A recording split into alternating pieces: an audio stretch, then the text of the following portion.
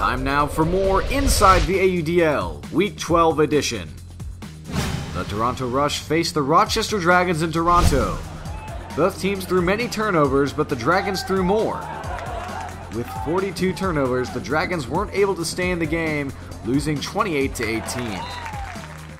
The Philadelphia Phoenix started with the DC Breeze in their two-game weekend. The Breeze had yet to beat the Phoenix, though each of their games were close. But Philadelphia was playing without Matt Esser. Philly was still able to pull this one out 23-21. The Phoenix hosted the Hammerheads the next day. The Hammerheads were coming off a victory last week, but came up just short on Sunday, losing 20-17. With the Dragons dropping both games to the Rush, Rochester falls to 6-9, eliminated from the playoffs. The playoff seeds are nearly set with Toronto clinching first place. New York needs one more win or a Phoenix loss to clinch second. They will play Philadelphia in the first round of the playoffs.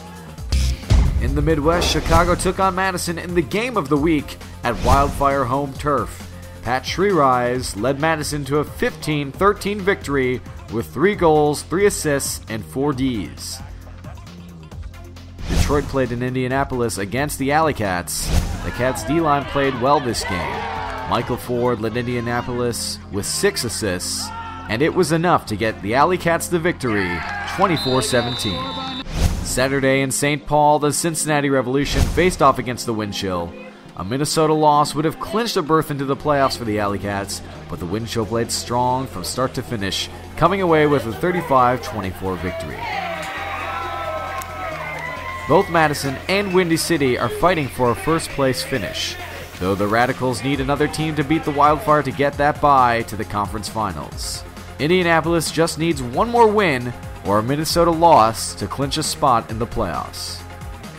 This weekend, the game to watch takes place Friday night in Chicago, with the Wildfire taking on the Windchill.